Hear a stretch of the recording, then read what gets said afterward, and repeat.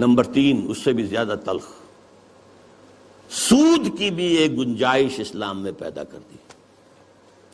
یہ ہماری فقہ، آپ جان لیجئے، فقہ کی بات کر رہا ہوں، کتاب و سنت ہے ہمارا دین اصل۔ ایتونی بشیء من کتاب اللہ و سنت رسولہ حتی اقول، یہ فقہ دین نہیں ہے۔ اور نمبر 2 علماء نے علم کلام کی جو بھی بات کی ہے، جو ان چیزوں کو جو بعض طبیعیاتی مسائل ہیں ان کو بحث کا، نزاع کا جو موضوع بنایا ہے، یہ دونوں چیزیں بھی، وہ سے بھی عمل کا جذبہ سرد ہو جاتا ہے۔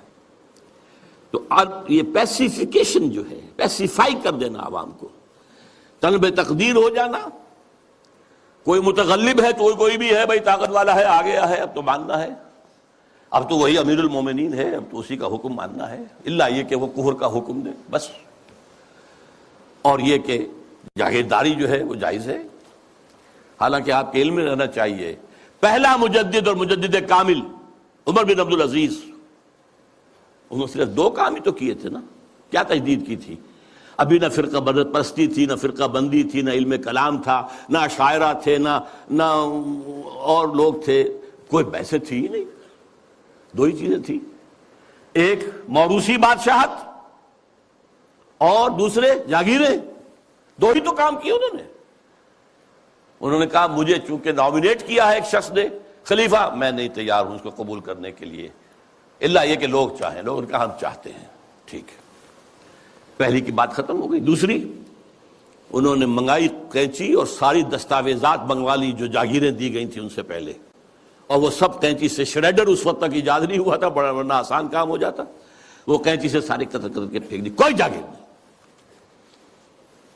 لیکن اس کے بعد کیا ہوا؟ جاگیرداری بھی آئی، غیر حاضر زمینداری آئی، یہ سارے شیطانی جو ہے چکر سارے کے سارے آ گئے۔ تو فرمایا یہ ہماری سعی پہم کی کرامت ہے کہ آج صوفی و ملا ملوکیت کے بندے ہیں تمام۔ تب مشرق کے لیے موضوع یہی افیون تھی، ورنہ قوالی سے کچھ کم تر نہیں علم کلام۔ قوالی بھی کیا کرتی ہے؟ آپ کے قواعد عملی کو ختم کر کے سر دھنتے رہیے۔ علم کلام بھی یہی کرتا ہے، مسائل، اللہ کی صفات اس کی ذات پر اضافی ہیں یا اس کی ذات کا جز ہیں، صفات حادث ہیں یا قدیم ہیں،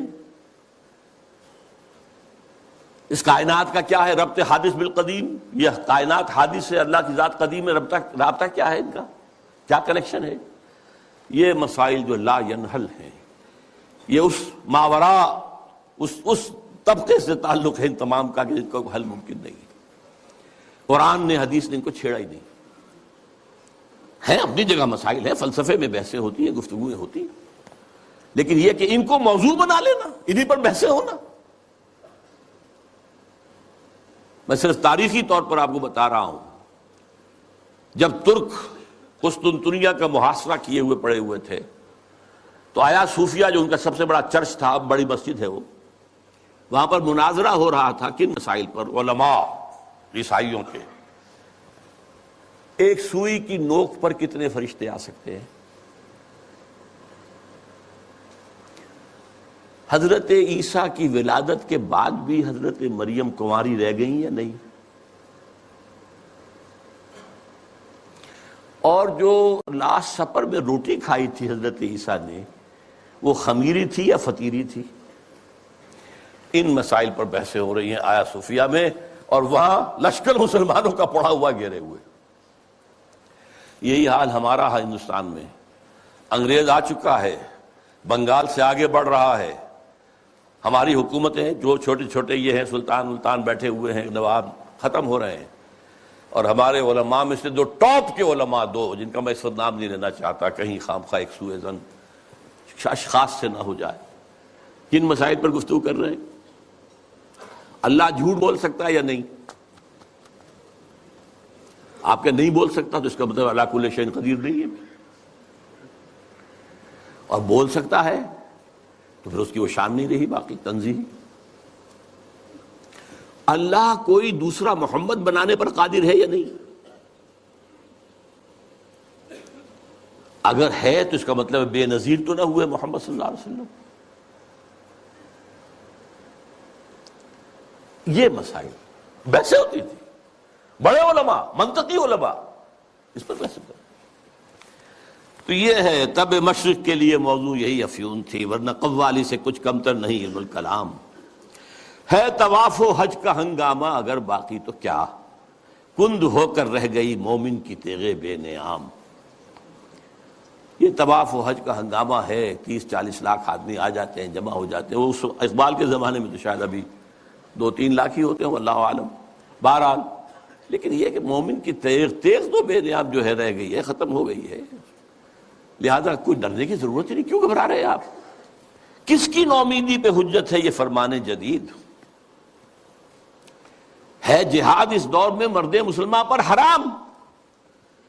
یہ جو آپ نے مجلس بلائی ہے اور آپ نے اتنا عمدہ انوگرل ایڈریس بھی عطا کیا ہے ہمیں، یہ کس کی طرف سے کوئی نا امیدی کسی بات آپ پر آ گئی ہے؟ نومیدی یاس انگیزی کوئی ہے آپ کے اندر پیدا ہو رہی ہے؟ وہ کون سا سبب ہے؟ کس کی نومیدی پہ حجت ہے یہ فرمان جدید؟ ہے جہاد اس دور میں مرد مسلمان پر حرام. دوسرا بشیر بولتا ہے، خیر ہے سلطانی جمہور کا غوغا کے شر، تو جہاں کے تازہ فتنوں سے نہیں ہے باخبر. یہ پہلے مشیر کو مخاطب کر کے کہہ رہا ہے، تم واقف نہیں ہو دنیا میں جو نئے نئے فتنے اٹھ گئے ہیں، ابلیسیت کو چیلنج کرنے کے لیے بڑی چیزیں آ گئی ہیں. اب یہ سلطانی جمہور کا زمانہ آ رہا ہے. ہم نے تو ملوکیت بنائی تھی، بادشاہت بنائی تھی، امپیریلزم بنائی تھی. یہ کیا ہوا ہے؟ یہ بادشاہت ختم ہو رہی ہے، یہ فرینچ ریولوشن آ چکا ہے.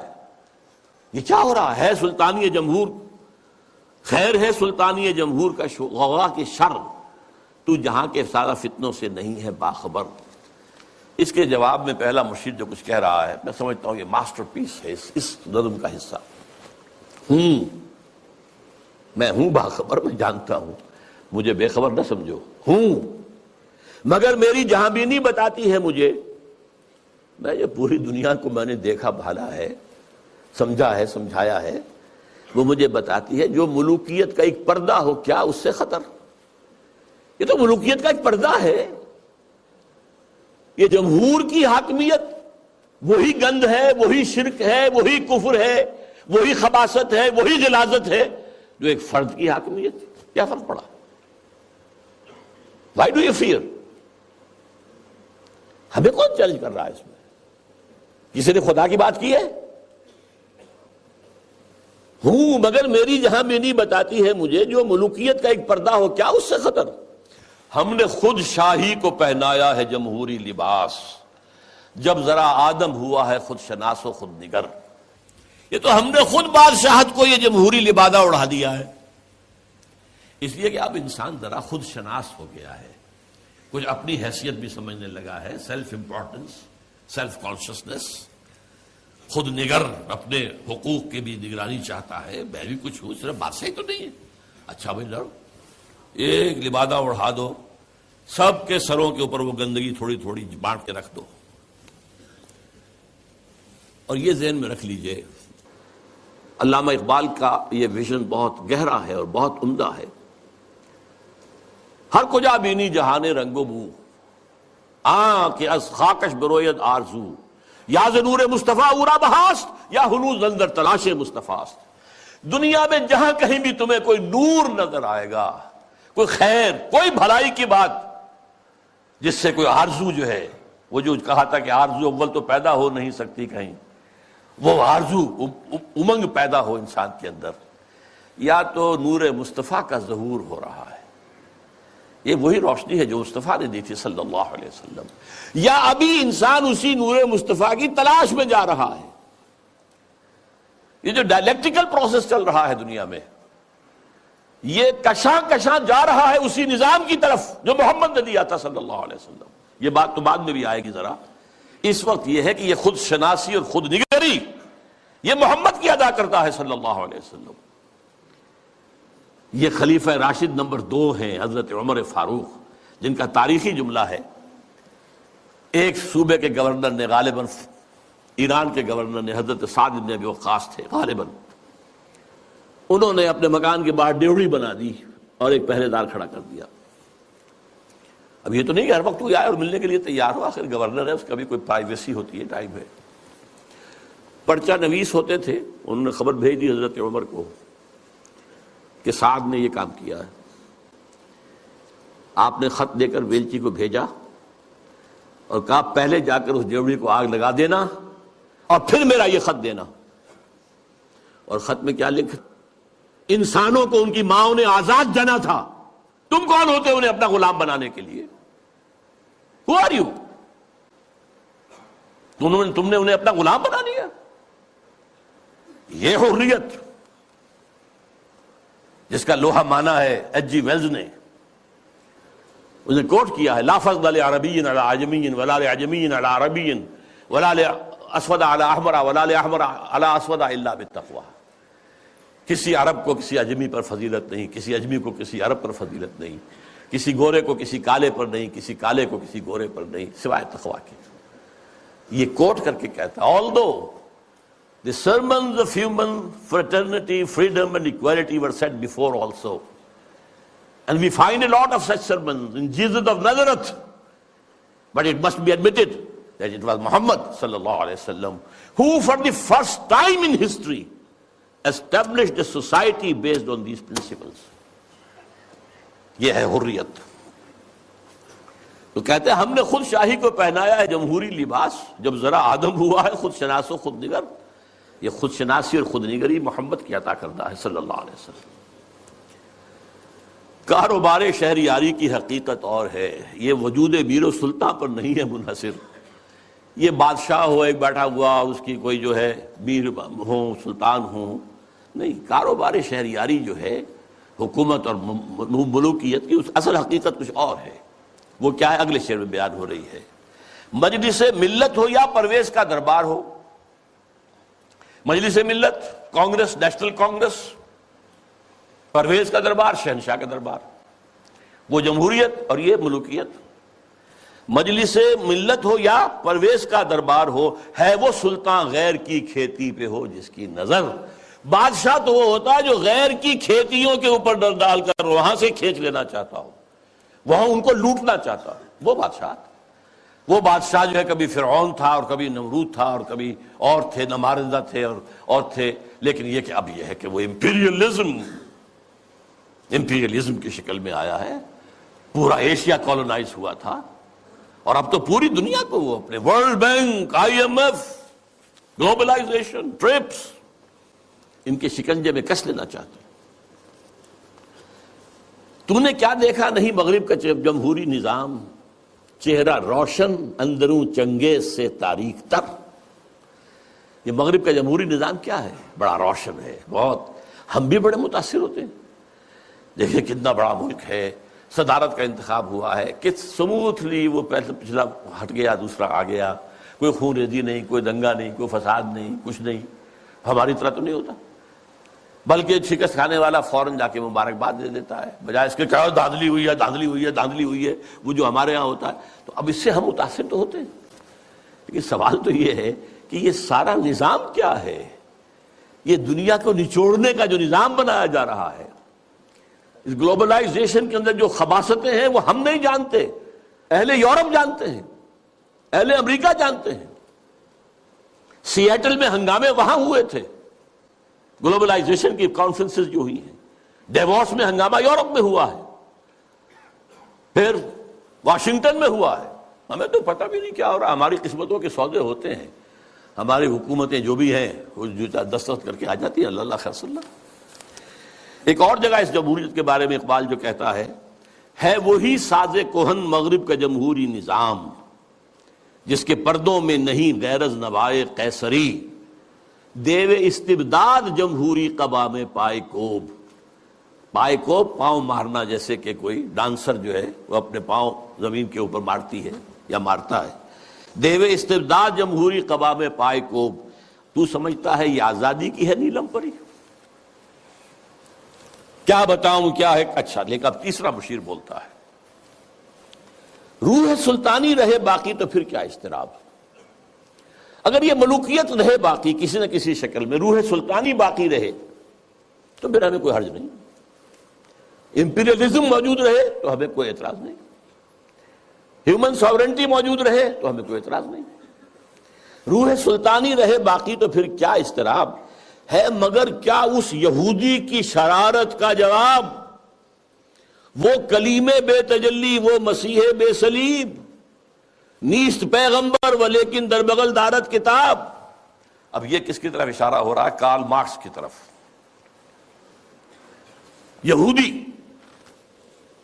جرمنی کا رہنے والا، 1818 میں پیدا ہوا ہے، اس کے دماغ میں وہ سب کمیونزم سوشلزم کے جو خیالات تھے ان کی بنا پر جرمنی والوں نے نکال دیا جلا وطن۔ فرانس میں جا کر ڈیرا لگایا، وہاں بیٹھ گیا، وہاں سے بھی نکالا گیا، انگلینڈ گیا، انگلینڈ ایسے سب کو بگڑے تگڑوں کو سب کو پناہ دیتا ہے، وہاں وہ داس کیپیٹال کی تکمیل ہوئی ہے، جس کی بنیاد پر پھر یہ کہ انقلاب آیا، بولشوک ریولوشن رشیا کے اندر۔ وہ کہتا ہے کہ یہ تو ایک نیا انقلاب آ رہا ہے، یہ سرمایہ داری کی جڑ کٹ جائے گی، نظام بدل جائے گا، ہم نے جو بھی شیطنت کے پنجے جس طرح کا شکل میں گاڑے ہیں ان میں سے ایک بڑا پنجہ وہ بھی ہے مگر کیا اس یہودی کی شرارت کا جواب وہ کلیم بے تجلی، وہ مسیح بے صلیب، نیست پیغمبر ولیکن در بغل دارت کتاب، داس کیپیٹال ایک کتاب تو اس کے اندر ہے۔ واقعتاً اس کتاب میں بہت تاثیر تھی، اس میں کوئی شک نہیں۔ اس کتاب نے ذہنوں کو مسخر کیا ہے، کیپچر کیا ہے، موٹیویٹ کیا ہے۔ نیست پیغمبر ولیکن در بغل دارت کتاب، کیا بتاؤں کیا ہے کافر کی نگاہ پردہ سوز، مشرق و مغرب کی قوموں کے لیے روز حساب، اس سے بڑھ کر اور کیا ہوگا طبیعت کا فساد، توڑ دی بندوں نے آقاؤں کے خیموں کی تناب۔ یہ تو دنیا زیر و زبر ہو رہی ہے، یہ آقا اور یہ جو بندے تھے جن کو تقدیر کا سبق ہم نے سکھا رکھا تھا، جن کو وہ بھی جو اپنے حالات کے اندر جو تھے وہ مست تھے، یہ اٹھ کھڑے ہوئے ہیں، فساد برپا کر دیا ہے، آقاؤں کے خیموں کی تنابیں توڑ رہے ہیں، تو اس کا کیا جواب ہے؟ یہ تو ایک بہت بڑا فتنہ ہے جو ہمارے لیے، ابلیسیت کے لیے۔ اب ایک چوتھے بشیر صاحب آتے ہیں درمیان میں، توڑ اس کا رومت الکبریٰ کے ایوانوں میں دیکھ، آل سیزر کو دکھایا ہم نے پھر سیزر کا خواب۔ رومت الکبریٰ، Rome, the great Rome, the great Roman empire, اور خاص طور پہ سیزر کا زمانہ۔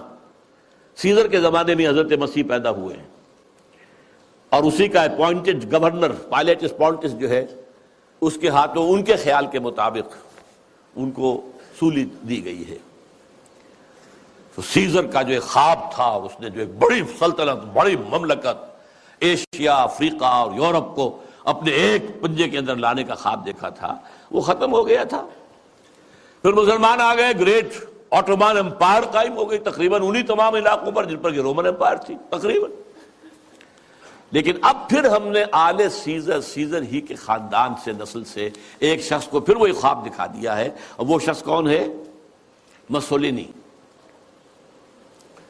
یہ 1883 میں پیدا ہوا تھا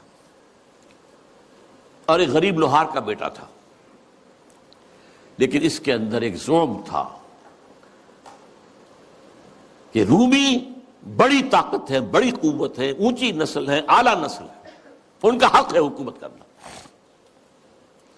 یہی چیز بعد میں ہٹلر کے ذریعے سے جرمنی میں آئی ہے، لیکن ابھی جب تک کہ یہ نظم لکھی گئی ہے 1936 میں، اس وقت تک ابھی وہ منظر عام پر نہیں آیا تھا۔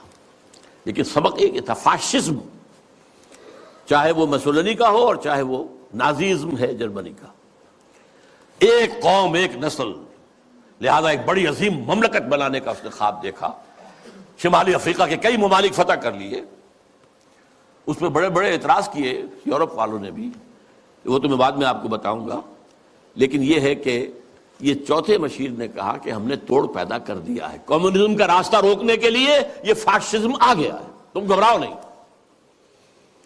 توڑ اس کا رومت الکبریٰ کے ایوانوں میں دیکھ، آل سیزر کو دکھایا ہم نے پھر سیزر کا خواب، کون بحر روم کی موجوں سے ہے لپٹا ہوا، گاہ بالت چوں سنوبر گاہ نالت چوں رباب۔ یہ کون ہے جو بحر روم کی موجوں سے لپٹا ہوا؟ بہت بڑا اس نے بحری بیڑا بنایا تھا، شمالی افریقہ کو فتح کرنے کے لیے بحری بیڑے کی ضرورت تھی۔ اٹلی، آخر اسی نے تو فتح کیا تھا لیبیا کو، پھر وہ حبشہ کی طرف آیا، ایریٹریا کی طرف آیا، وہ بڑھ رہا تھا۔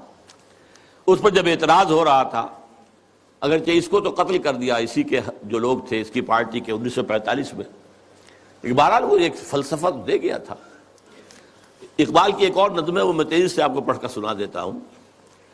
جب ویسٹ میں بہت تنقید ہوئی مسولینی پر، تو جواب میں وہ کہتے ہیں، علامہ اقبال کہتے ہیں مسولینی کی زبان سے، یا مسولینی کہتا ہے علامہ اقبال کی زبان سے، کیا زمانے سے نرالا ہے مسولینی کا جرم؟ بے محل بگڑا ہے معصومان یورپ کا مزاج۔ یہ معصوم بیٹھے ہوئے انگریز اور یہ فرانسیسی، یہ بڑے معصوم قوم ہے، یہ کہتے ہیں کہ یہ کیا کر رہا ہے مسولینی، یہ کیا جو ہے خوریزی کر رہا ہے۔ کیا زمانے سے نرالا ہے مسولینی کا جرم؟ بے محل بگڑا ہے معصومان یورپ کا مزاج، ہے میں پھٹکتا ہوں تو چھلنی کو برا لگتا ہے۔ کیوں؟ چھاج پھٹکتا ہے، چھلنی جو ہے اس کے اندر سے وہ چیز کوئی نکلتی ہے۔ میں پھٹکتا ہوں تو چھلنی کو برا لگتا ہے، کیوں؟ ہے سبھی تہذیب کے اوزار، تو چھلنی میں چھاج۔ میرے سودائے ملوکیت کو ٹھکراتے ہو تم نے کیا توڑے نہیں کمزور قوموں کے زجاج؟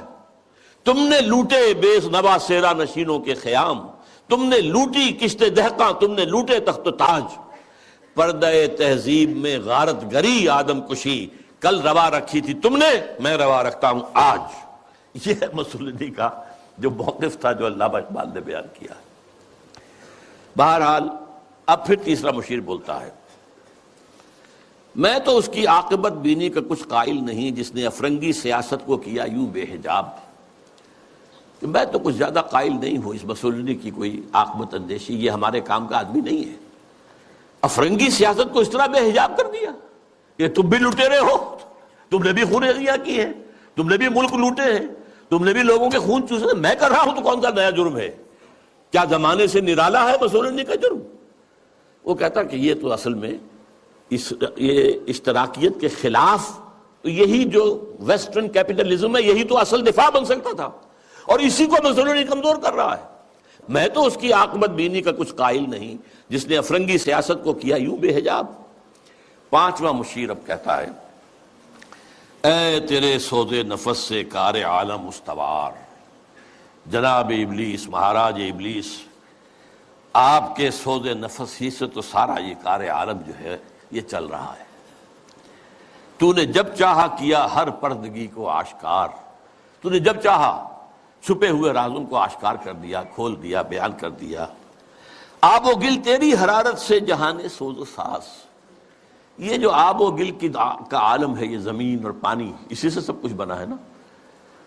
وَمِنَ الْمَاءِ خَلَقْنَا مِنَ الْمَاءِ كُلَّ شَيْءٍ حَيٍّ، یہ ساری چیزیں یہیں سے پیدا ہوئی ہیں، پانی اور مٹی، من تین، قرآن کہتا ہے۔ آب و گل تیری حرارت سے جہان سوز و ساز، ابلہ جنت تیری تعلیم سے دانائے کار۔ ابلہ جنت یہ اصل میں حضور کی جو ایک حدیث ہے بیان کی جاتی ہے، میں اس کے سند کا کیا مقام نہیں جانتا، اہل الجنت بلہن، کہ جنت میں لوگ جو ہوں گے وہ ہوں گے بہت ہی سادہ لو ہوں گے، بہت شریف ہوں گے، بہت سادہ لو، اس سے ابلہ کا لفظ بنا ہے۔ ابلہ جنت تیری تعلیم سے دانائے کار، یہ انسان جو ہے یہ تیری ہی تعلیم سے بڑے بڑے فلسفی بن کر ابھر آئے ہیں۔ تجھ سے بڑھ کر فطرت آدم کا وہ محرم نہیں، سادہ دل بندوں میں جو مشہور ہے پروردگار۔ خود وہ پیدا کرنے والا بھی آدمی کی فطرت سے اتنا واقف نہیں جتنا آپ ہیں۔ کام تھا جن کا فقط تقدیس و تسبیح و طواف، تیری غیرت سے ابد تک سرنگون و شمسار۔ یہ جو فرشتے جو تھے، یہ جو سارا ان کا کام ہی جو تھا ہمیشہ کے لیے تقدیس و تسبیح و طواف جو ہے، اب یہ تیری غیرت کی وجہ سے ابد تک سرنگون و شمس۔ ایک نظم ہے بال جبریل کے اندر اقبال کی کہ حضرت جبریل کہتے ہیں، ہمدم دیرینا کیسا ہے جہان رنگ و بو، اور ابلیس کہتا ہے سوز و ساز و درد و داغ و جستجو و آرزو۔ پھر حضرت جبریل کہتے ہیں، ہر گھڑی افلاک میں رہتی ہے تیری گفتگو، کیا نہیں ممکن کہ تیرا چاک دامن ہو رفو۔ تو نے جو اللہ کے حکم سے سرتابی کی تھی، اپنے اس دامن کو اگر دوبارہ سی لے، رفو کر لے، تو پھر تیرا مقام جو ہے وہ ہو سکتا ہے بلند۔ اس میں وہ کہتا ہے اے جبریل تو واقف نہیں اس راز سے، کر گیا سرمست مجھ کو ٹوٹ کر میرا صبح. یہ جو میں نے عالم بنایا ہے، اس میں جو کچھ کھیل میں دیکھ رہا ہوں، جو تماشے کر رہا ہوں، جو میرے یہاں پر اداکار جو ہیں کام کر رہے ہیں، میں جن کی پتلیوں کی طرح سے جنہیں نچا رہا ہوں، یہ میرے لیے بہت دلچسپ ہے. یہ جو عالم ہے تمہارا، تو فقط اللہ اللہ اللہ، اس عالم میں اب میرا گزر نہیں، اب یہاں میرا گزر ممکن نہیں. کس قدر خاموش ہے یہ عالم بے کاخو، یہاں تو کوئی حرکت ہے ہی نہیں، کوئی لڑائی ہو، کوئی جنگ ہو، مار پیٹ ہو، کوئی خونریزی ہو، وہ کچھ بھی نہیں. بہرحال گرچہ ہیں تیرے مرید افرنگ کے ساحر تمام، اب مجھے ان کی فراست پر نہیں ہے اعتبار. یہ جو ہے 5واں مشیر، ذرا ایک نوٹ آف کہیے کہ ڈسینٹ، کہ یہ جو آپ کے جتنے بھی ہیں اس وقت دنیا میں، جتنے بھی چیلے چانٹے کام کر رہے ہیں، گرچہ ہیں تیرے مرید افرنگ کے ساحر تمام، اب مجھے ان کی فراست پر نہیں ہے اعتبار. وہ یہودی فتنگر، وہی کارل مارکس، وہ یہودی فتنگر، وہ روح مصدق کا بروز. روح مصدق کا بروز کہتے ہیں کسی گزری ہوئی شے یا گزرے ہوئے انسان کی روح کا جزوی طور پر یا کلیہ طور پر کسی اور میں بعد میں ظاہر ہو جانا. تو یہ جو کہا ہے کہ مصدق، یہ کون تھے؟ یہ 5ویں صدی عیسوی میں ایران میں پیدا ہوئے، اور جہاں تک تحقیق ہے زرتشت کے یہ پیروکار تھے. اور میرا گمان بھی یہی ہے، بعض لوگوں کا خیال ہے کہ زرتشت جو ہے وہ نبی تھے، واللہ عالم. اور سائرس جس نے کہ عظیم تر ایران کی بنیاد ڈالی تھی، جسے قرآن میں ذوالقرنین کہا گیا ہے، وہ اصل میں انہی کا تربیت دادا تھا. وہ جلا وطنی کی زندگی میں جب رہا ہے تو انہی کے زیر اثر رہا ہے، واللہ عالم. اس نے جو ہے زرتشتی فلسفے کو ذرا آگے بڑھایا. زرتشتی فلسفہ جو دنیا میں اب ہے، ہمیں نہیں معلوم انہوں نے کیا کہا تھا. جیسے کہ ایک کرسچینٹی اب ہے، حضرت مسیح نے اصلاً کیا کہا تھا، وہ تو اگر قرآن نہ ہوتا تو ہمیں کیسے معلوم ہوتا. بدھ مت اب جو کچھ ہے، کیا پتہ واقعتاً وہ گوتم بدھ کی طرف اس کی نسبت درست ہے کہ نہیں ہے. اس طرح زرتشت کی طرف جو نسبت ہے، 2 خدا ہیں. ایک نیکی کا خدا ہے یزداں، خدا خیر، اور ایک بدی کا خدا ہے اہرمن، خدا شر. البتہ اس کے اوپر بھی ایک خدا کو مانتا ہے، خدائے گاں، یعنی ان دونوں خداؤں پر بھی ایک خدا ہے. یہ وہی ہے معاملہ کہ ہر جو مشرکانہ نظام ہوتا ہے اس میں ایک بڑے خدا کو مان کر اس کے نیچے چھوٹے چھوٹے خدا کو مانا جاتا ہے، لیکن بڑے خدا کو مانتے ہیں. اللہ عرب میں ایک ہی تھا، آلہہ بے شمار تھے، اللہ ایک. یورپ میں چاہے وہ گریک سویلائزیشن تھی یا رومن، کیپٹل جی سے لکھے جانے والا گاڈ وہ ایک ہی تھا، اومنی پوٹنٹ، اومنیشینٹ، اومنی پریزنٹ، علی کل شیء قدیر، بکل شیء علیم، اور جہاں ہر جگہ موجود. لیکن نیچے گاڈز اینڈ گاڈیسز جو ہیں وہ چھوٹے جی سے لکھی جائے گی، گاڈز اینڈ گاڈیسز، یہ بے شمار. ہندوستان میں اسی طریقے سے یہاں پر بھی دیوی دیوتا بہت، لیکن مہادیو ایک ہی ہے. بہرحال وہ اس نے مصدق نے اس فلسفے کو آگے بڑھایا کہ دنیا میں جتنا شر ہے، حسد ہے، کینہ ہے، بغض ہے، غضب ہے، نفرت ہے، لڑائیاں ہیں، دنگے ہیں، فساد ہیں، خون ریزیاں ہیں، یہ سب عدم مساوات کی وجہ سے ہے. مساوات اگر قائم کر دی جائے تو یہ ختم ہو جائے. لہذا زر، زن، زمین، 3 چیزیں زیر سے شروع ہوتی ہیں. یہ تینوں زر، زن، زمین، ان کو سب انسانوں میں برابر تقسیم ہو جانا چاہیے. یہ فلسفہ ہے جو سب سے پہلے دنیا میں اس طرف آیا ہے، جدھر پھر ایک چھلانگ جو ہے وہ پھر کارل مارکس نے لگائی ہے. لیکن ابتدا کا فلسفہ یہ تھا مصدق. 548 عیسوی میں نوشیروان عادل نے اسے قتل کر دیا، اور اس کے بعد مصدقی فرقہ جو اس کا تھا، جتنے بھی پیروکار تھے، ان سب کو بھی تہہ تیغ کر دیا گیا، تو بات ختم ہو گئی. تو یہاں پر جو ہے وہ مشیر جو کہہ رہا ہے 5واں، علامہ اقبال کہہ رہے ہیں اس کی زبان سے کہ وہ یہودی فتنہ گر، وہ روح مصدق کا بروز. ہر قبا ہونے کو ہے اس کے جنوں سے تار تار، زاغ دشتی ہو رہا ہے ہم سر شاہین و چرغ۔ یہ جنگلی کوے جو ہے یہ شاہین اور شکروں کے برابر ہو رہے ہیں، کاشتکار زمیندار کے برابر ہو جائے گا، مزدور کارخانے دار کے برابر ہو جائے گا۔ کیا ہونے چلا ہے، کیا ہو رہا ہے، کیا قیامت آ رہی ہے؟ ہماری ابلیسیت کو تو بہت بڑا خطرہ جو ہے ہو چکا ہے لاحق۔ اور یہ اچھی طرح جان لیجئے، یہ صورت اتنی خوفناک تھی کہ پچھلی صدی کے وسط میں مڈ 50s میں ویسٹرن بلاک کانپ رہا تھا کمیونزم کی پیش رفت سے، جس آگ، جنگل کی آگ کی طرح بڑھ رہا تھا کمیونزم۔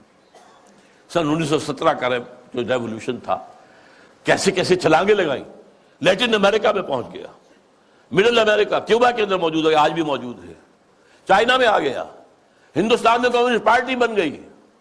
یہ جو طوفان آ رہا تھا، اور اس سے بھی بڑھ کر بات کیا تھی، رشیا جو ہے وہ اسپیس کانکویسٹ کے اندر آگے نکل گیا تھا۔ سب سے پہلا سپوٹنک جو ہے وہ رشیا نے پھینکا ہے فضا کے اندر، خلا کے اندر، تو کانپ رہے تھے۔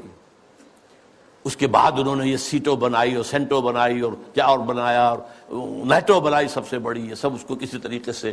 اور سب سے بڑی بات یہ، امریکہ بہادر نے ملینز کی تعداد میں قرآن شائع کر کے انگریزی میں اسے تقسیم کیا مسلمانوں میں، دی گلوریس قرآن، اور گیتا لاکھوں کی تعداد میں شائع امریکہ کر رہا، عیسائی، تاکہ بابا تم اپنے مذہب پر جمے رہو۔ یہ بے خدا ہے، یہ جو کمیونزم ہے یہ تو بالکل ہی مرید ہے، ہم تو پھر بھی اب خدا کو تو مانتے ہیں نا بھائی، تمہارا نظام ہم نہیں مانتے، تمہارے رسول کو ہم نے نہیں مانا، خدا کو تو مانتے ہیں نا، کم سے کم ہمارا جو ہے یہ خیال کرو، ہمارا ساتھ دو اس کے مقابلے میں۔ Containment of Russia policy. تو یہ جو کہہ رہا ہے کہ گرچہ ہیں تیرے مرید افرنگ کے ساحر تمام، اب مجھے ان کی فراست پر نہیں ہے اعتبار۔ وہ یہودی فتنگر، وہ روح مصدق کا بروز، ہر قبا ہونے کو ہے اس کے جنوں سے تار تار، زاغ دشتی ہو رہا ہے ہم سر شاہین و چرغ، کتنی صورت سے بدلتا ہے مزاج روزگار، چھا گئی آشفتہ ہو کر وسعت افلاک پر، جس کو نادانی سے ہم سمجھے تھے کہ مشت غبار، ہم سمجھے تھے تو ایک ہے، ایک ملک میں ریولوشن آ گیا ہے نا، رشیا کے اندر آ گیا ہے، بولشوک ریولوشن آ گیا ہے، مشت غبار ہے بس، دیکھیے تو آندھی بن گئی ہے، چھا گئی آشفتہ ہو کر وسعت افلاک پر، وہ پوری دنیا میں گلوب کے اندر جا رہی ہے۔ ہمارا نظام، ہمارا جو یہ سرمایہ دارانہ نظام ہے تو ختم ہو جائے گا، تباہ و برباد ہو جائے گا۔ فتنہ فردا کی ہیبت کا یہ عالم ہے کہ اب دیکھیے ہیبت کا لفظ، یہ جو میں نے آپ کو بتایا ہے، اقبال کے سامنے وہ نقشہ نہیں تھا، لیکن میں نے جو آپ کو بتایا ہے کہ جس طریقے سے کہ ویسٹرن بلاک کانپ رہا تھا کہ رشیا اور اس کا جو یہ نظام ہے اس تیزی کے ساتھ بڑھ رہا ہے، تو ہمارے قدم تو نہیں جم سکتے اس کے مقابلے میں۔ فتنہ فردا کی ہیبت کا یہ عالم ہے کہ آج کانپتے ہیں کوہسارو مرغزارو جوئے بار، میرے آقا وہ جہاں زیر و زبر ہونے کو ہے، جس جہاں کا ہے فقط تیری سیادت پر مدار۔ حضرت ابلیس ذرا غور کیجئے، اب وہ جہان جو ہم نے بنایا تھا، باطل جہان، ظالم جہان، باطل اور ظالم نظام، اس وقت سب کے سب جو ہے اس کے تارو پود بکھر جائیں گے۔ اب یہ آخری خطاب ہے، یہ ابلیس کا ہے۔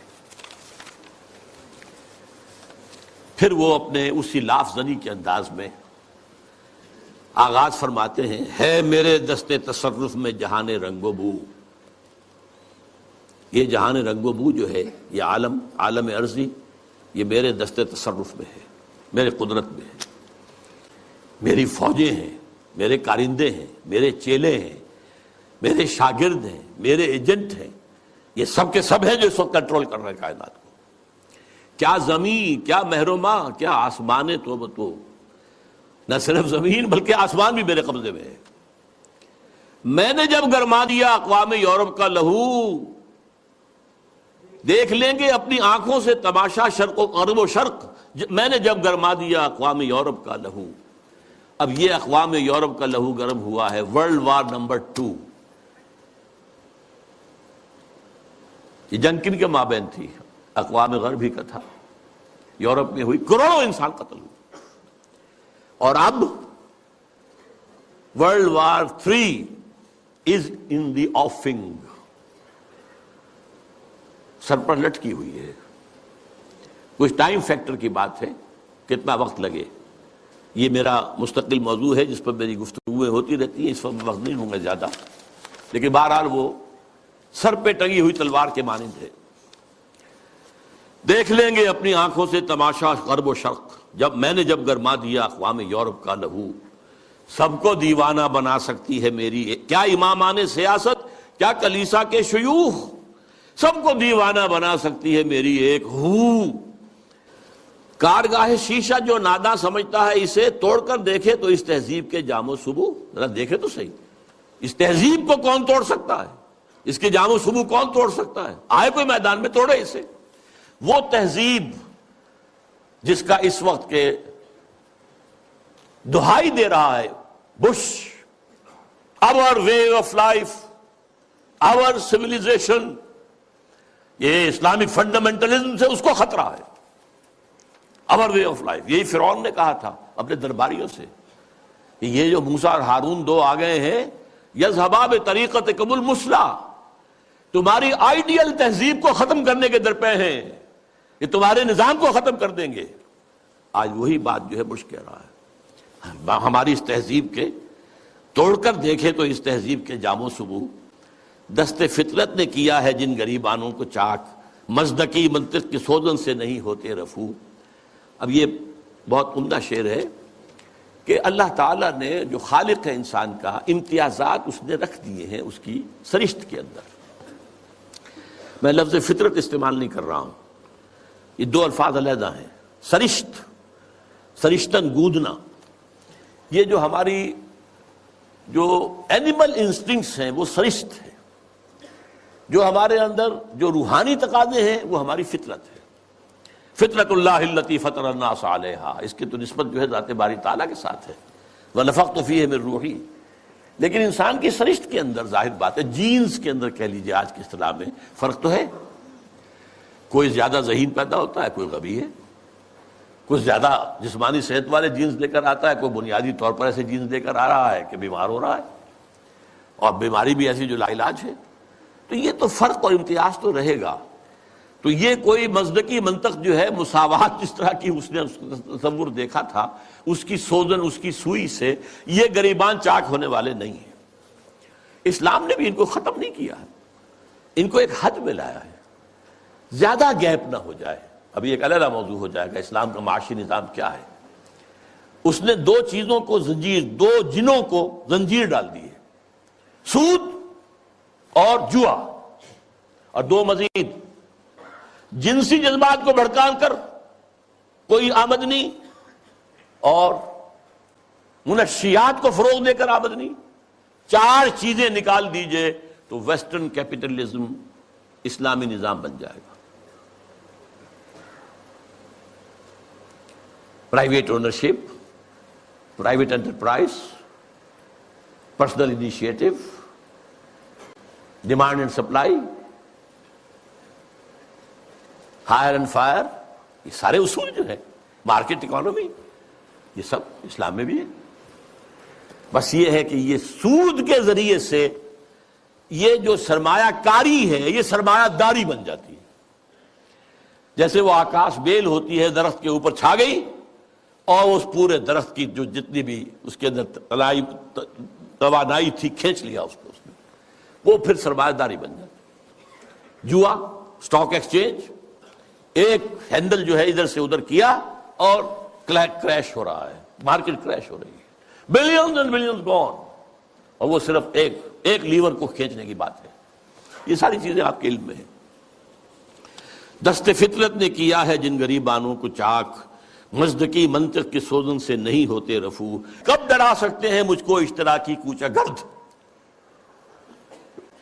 یعنی تم جن سے گھبرا رہے ہو یہ مجھے تو نہیں ڈرا سکتے، مجھے ان سے کوئی خوف نہیں. یہ پریشاں روزگار آشفتہ مغز آشفتہ ہوں، یہ تو دیوانے قسم کے کچھ لوگ ہیں، ان کے خیالات بھی دیوانگی کے ہیں. ہے اگر کوئی خطر مجھ کو تو اس امت سے ہے. یہ ہے اب کلائمیکس اس کا.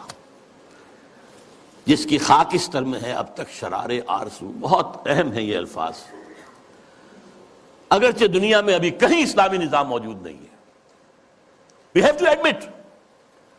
دنیا کہتی ہے اسلامی نظام، بھائی کتاب میں ہے، اس میں پڑھ لو یہ نظام ہے.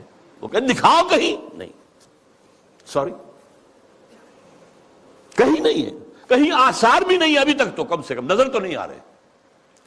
لیکن اس کی نگاہ دیکھ رہی تھی جبریل، اس ابلیس کی 80 برس پہلے، اور آج وہی ویژن ویسٹ کو حاصل ہو چکا ہے. اس کی خاکستر میں ہے اب تک شرار آرزو. خاکستر ایک اگر انگارہ ہے، انگارے کے اوپر راکھ آ جاتی ہے تو آگ تو نظر نہیں آتی، تو راکھ ہے. کہیں اب آپ اسے اٹھائیں گے اور وہ اگر راکھ نکل گی پھر پتہ چلے گا اندر کیا ہے. یہ وہ دیکھ رہا ہے. اس امت کی خاکستر میں شرار آرزو موجود ہے اگر مجھ کو خطر کوئی تو اس امت سے ہے جس کی خاکستر میں ہے اب تک شرار آرزو. یہ شرار آرزو پیدا کب ہوا یہ بھی سمجھ لیجئے. ویسٹرن کلونیلزم کا بستر جب طے ہوا،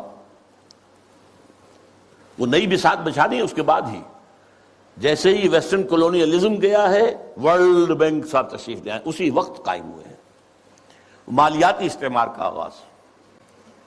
لیکن جب یہ طے ہوا، اب ہم مسلمان بھی آزاد ہو گئے، تو خیال آیا جیسے کسی بے ہوش سے ہوش میں آنے کے بعد یاد آتا ہے میں کیا تھا، ہم کیا تھے. ہمارا بھی تو ایک نظام تھا، کم سے کم یہ کہ ہمارے بھی کچھ قوانین تھے، کچھ تعزیرات تھیں، کچھ حدود تھے، کچھ سزائیں تھیں، کوئی فیملی لاز تھے، کوئی ہمارے جو قانون وراثت تھا، ہماری تہذیب تھی، ہمارے ہاں کی وہ شرم اور عفت والی جو ہے ایک معاشرت تھی. وہ یاد آئی اور ایک خواہش دل میں انگڑائیاں لینے لگی. And this was a universal phenomenon from Indonesia till Mauritania. Masyumi party, Jamaat Islami, خاکسار، اسلام کے غلبے کے لیے فدائیین ایران میں، مسجوبی پارٹی انڈونیشیا میں، الاخوان المسلمون مصر میں، عباد الرحمن لبنان میں، سعید نورسی ترکی میں، وغیرہ وغیرہ وغیرہ. یہ سب تحریک ایک ہے. نعیم صدیقی مرحوم نے ایک نظم بھی کہی تھی، مجھے اب وہ یاد تو نہیں ہے ایک ہی جذبہ، کہیں اونچا کہیں مدھم. یہ ایک ہی جذبہ ہے، یہ سارا کا سارا. نام اور ہے، وہ اخوان ہے، یہ جماعت اسلامی ہے، یہ خاکسار ہیں. خاکسار بھی ایک وقت میں بڑے زور شور سے اٹھے تھے. بہرحال یہ جذبہ جو ہے اس وقت سے ہے، لیکن افسوس یہ جذبہ دو چیزوں میں ٹھوکر کھا گیا. ایک تو اس نے یہ سپوز کر لیا جب ہم مسلمان ہیں تو ایمان تو ہمارے اندر ہے. بس یہ سب سے بڑی غلط. ایمان نہیں ہے بھائی، یہ ایک موروثی عقیدہ ہے، اٹس ناٹ ایمان. ایمان وہ ہوتا ہے جو پرسنل کنوکشن کی شکل اختیار کرے. یقین پیدا کرے ناداں یقین سے ہاتھ آتی ہے وہ درویشی کے جس کے سامنے جھکتی ہے فغفوری. You start with this that we are Muslims, that we are Momins. اب بس صرف عمارت بنانی ہے. اللہ غلط. اصل میں تو ایمان کی دوبارہ تجدید بنیاد ہے اس کام کی. اور نمبر دو یہ کہ انہوں نے سوچا کہ دنیا میں اور جس طریقے سے چیزیں چلتی ہیں ایسے ہی ہم بھی کہیں الیکشن میں حصہ لے کر لیں، کہیں کچھ اور کام کر لیں، کہیں کوئی فوجی بغاوت سے کر لیں. نہیں بھائی، اس سے نہیں ہوگا. اس کا طریقہ وہی ہوگا جو محمد الرسول اللہ کا تھا صلی اللہ علیہ وسلم. پوری انسانی زندگی میں ایک ہی مرتبہ، اور تمام انبیاء اور رسول کی جماعت میں سے صرف ایک ہی شخص کے ہاتھوں وہ انقلاب برپا ہوا تھا اور کسی کے ہاتھوں نہیں ہوا، اور وہ ہے محمد صلی اللہ علیہ وسلم. وہی اول وہی آخر. اور اب بھی ہونا ہے، یہ صحیح ہے. ابلیس بھی ٹھیک دیکھ رہا ہے اور علامہ اقبال نے بھی ٹھیک دیکھا، اور آج بش بھی ٹھیک دیکھ رہا ہے. بلیئر اس کا چھوٹا بھائی بھی دیکھ رہا ہے. وہ چونکہ اس نے کہا بلیئر نے جو خلافت کا نام لے وہ فنڈامنٹلسٹ ہے، وہ ٹیررسٹ ہے. اور بش نے تو کہہ دیا، یہ کسی مسلمان کو تو میرے علم کی حد تک تو یہ خیال بھی نہیں آیا تھا کہ یہ تو اسپین سے لے کر اور انڈونیشیا تک خلافت قائم کرنا چاہتے ہیں. اسپین کا لفظ میں نے تو آج تک نہیں سنا تھا، لیکن خوف دیکھیے، ہیبت، فتنہ فردہ کی ہیبت کا یہ عالم ہے کہ آج وہ جو کانپ رہے ہیں کہ یہ خلافت کا نظام نہ آ جائے کہیں. تو وہ خاکستر میں شرار آرزو ہے. اندیشہ یہی ہے کہ کہیں یہ بڑھ کر کوئی بہت بڑے طوفان کی شکل اختیار نہ کر لے. کرتے ہیں اشک سحر گاہی سے جو ظالم وضو، خال خال اس قوم میں اب تک نظر آتے ہیں وہ. کرتے ہیں اشک سحر گاہی سے جو ظالم وضو، جانتا ہے جس پہ روشن باطن ایام ہے، مزدقیت فتنہ فردہ نہیں اسلام ہے. اب مجھے ذرا جلدی کرنی ہے، وقت بہت ختم ہو رہا ہے. دیکھیے اب حقیقت بھی نہیں، اس امت کی حالت کیا ہے اس وقت. جانتا ہوں میں یہ امت حامل قرآن نہیں، جانتا ہوں میں یہ امت حامل قرآن نہیں، ہے وہی سرمایہ داری بندہ مومن کا دین.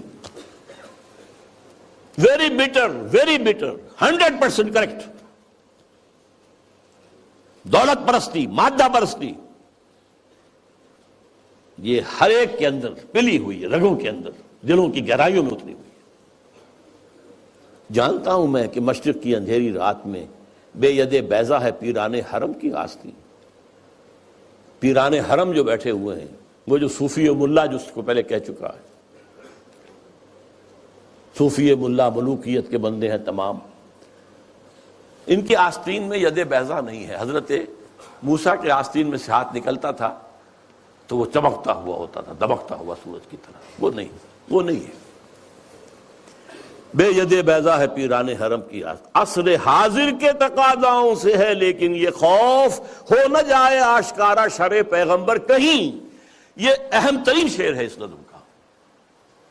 میں نے آپ سے کہا تھا اقبال کے وہ دو اشعار، ہر کجا بینی جہان رنگ و بو، کہ از خاکش بروید آرزو، یا زنور مصطفیٰ اورا بہاست، یا ہنوز اندر تلاش مصطفیٰ است. یہ جو ڈائلیکٹیکل پروسیس چل رہا ہے ہسٹری کا، یہ اصل میں کیا جا رہا ہے؟ ایک چیز پیدا ہوئی، اس کا رد عمل پیدا ہوا، اس کے بعد ان دونوں میں تصادم ہوا، پھر دونوں سے ایک مل کر ایک نظام وجود میں آ گیا. پھر اس کے اندر جو خرابی ہے وہ ظاہر ہوئی، اس نے اپنے رد عمل کو جنم دیا. Thesis, antithesis, synthesis. یہ سنتھیسس پھر تھیسس بن گیا، پھر اینٹی تھیسس، پھر سنتھیسس. واقعہ یہ ہے کہ نوع انسانی رفتہ رفتہ جا رہی ہے اس ڈائلیکٹیکل پروسیس کے تحت بھی اسی نظام کی طرف جو محمد نے عطا کیا صلی اللہ علیہ وسلم. وہ کہتا ہے اس سے خوف ہے، امت میں دم نہیں ہے. اس کا قول ہے یہ، اللہ کرے گا اس امت میں جہاں پیدا ہو جائے گی. لیکن کہہ وہی رہا کہ میں جانتا ہوں میں یہ امت حامل قرآن نہیں، ہے وہی سرمایہ داری بندہ مومن کا دین. جانتا ہوں میں کہ مشرق کی اندھیری رات میں بے ید بیضا ہے پیران حرم کی آستین، عصر حاضر کے تقاضاؤں سے ہے لیکن یہ خوف.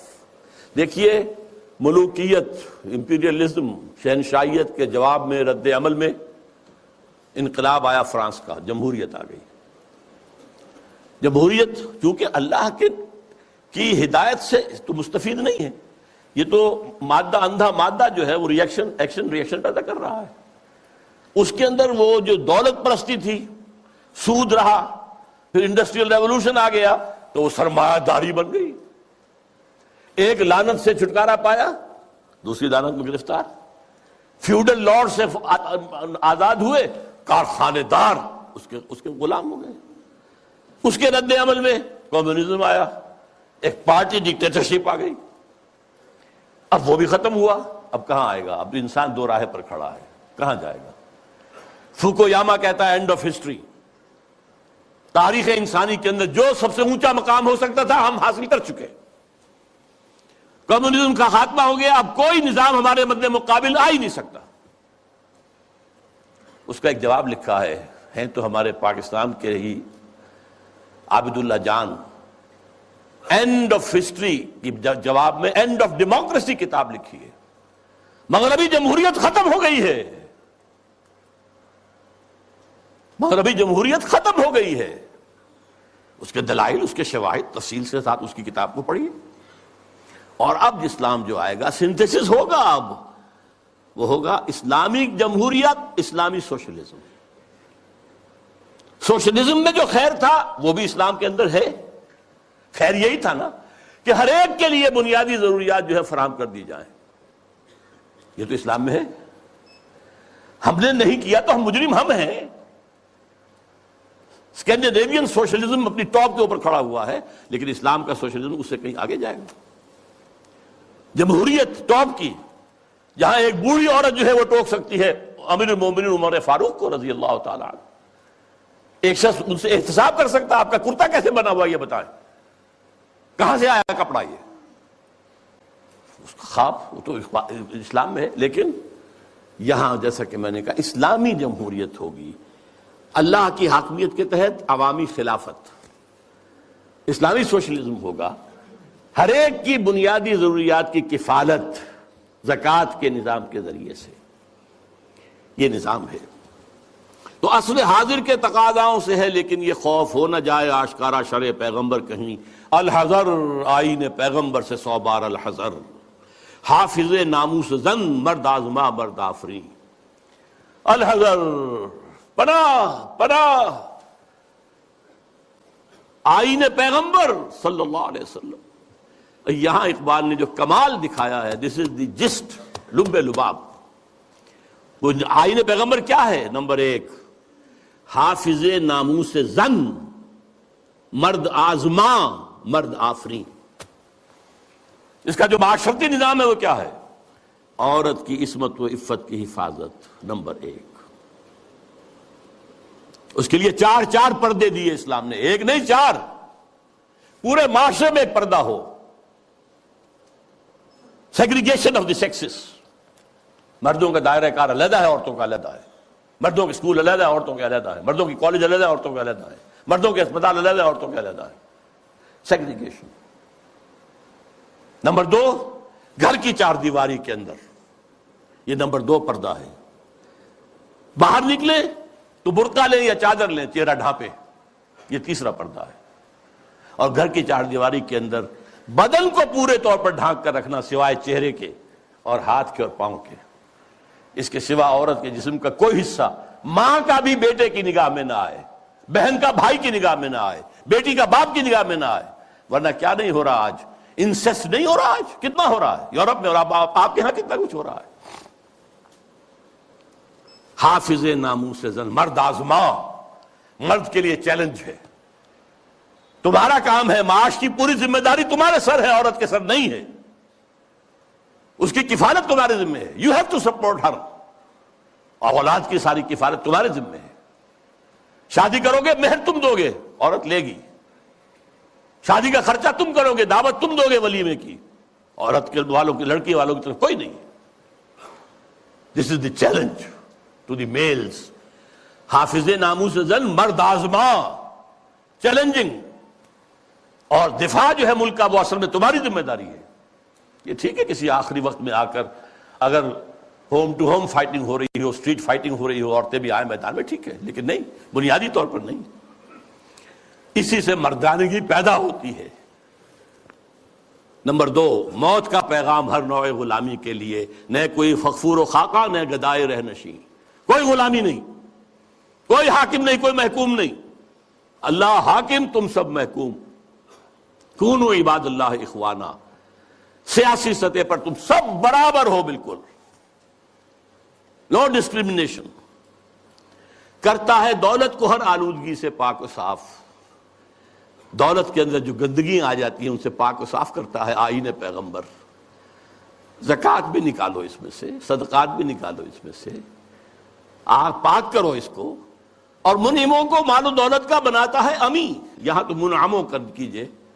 جن کو اللہ نے دولت دی ہے کہتا ہے یہ تمہارا مال نہیں ہے، اللہ کا مال ہے.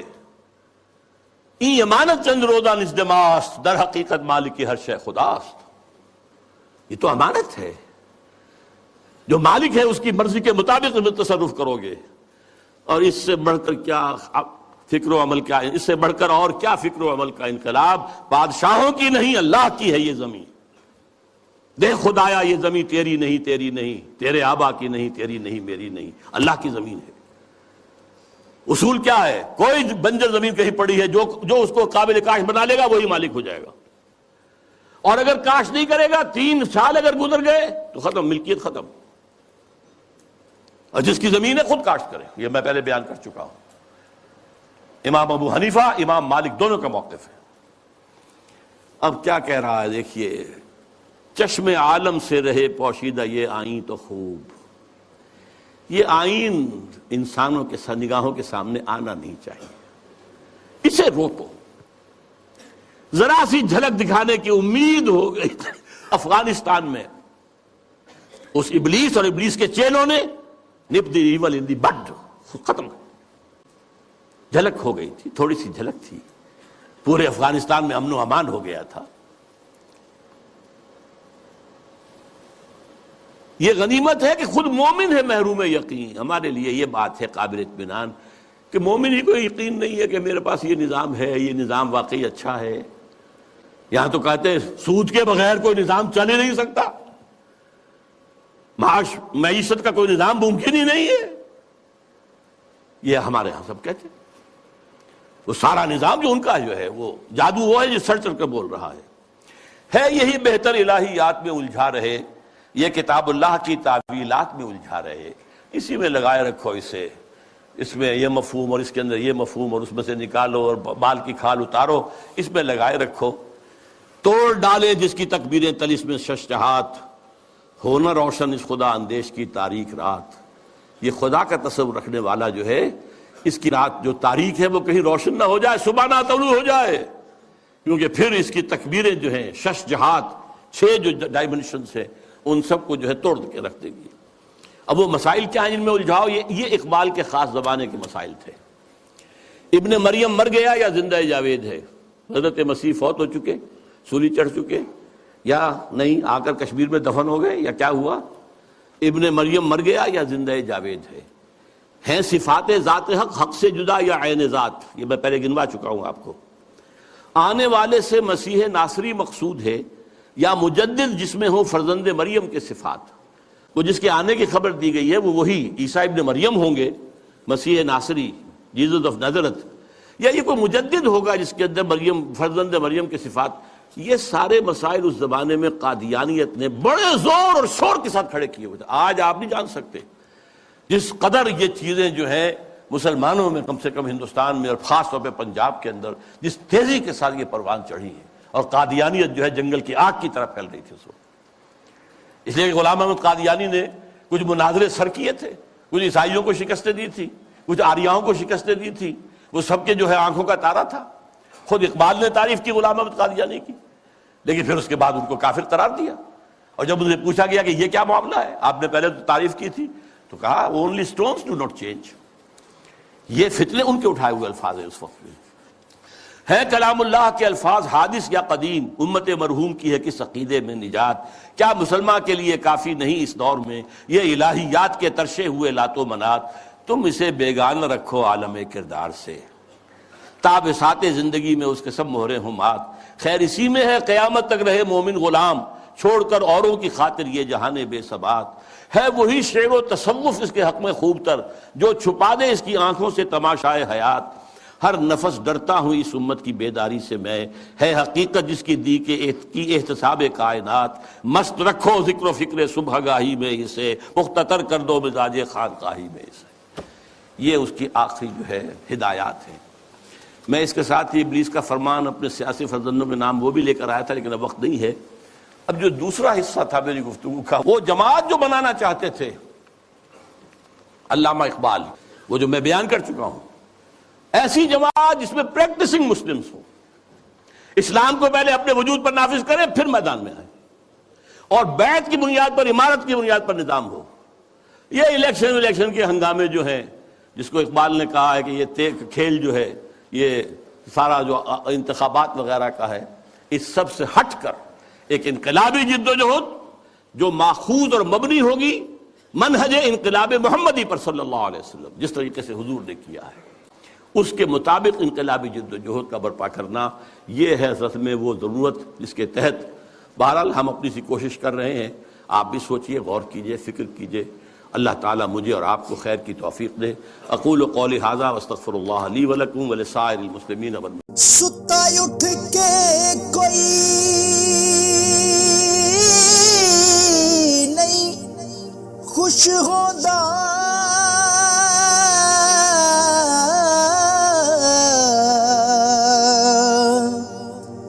بڑے ستے جگا کے میں ویکھیا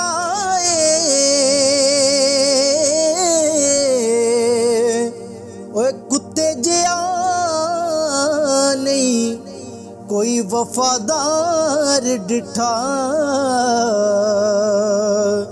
تے ٹکر سکا بھی پا کے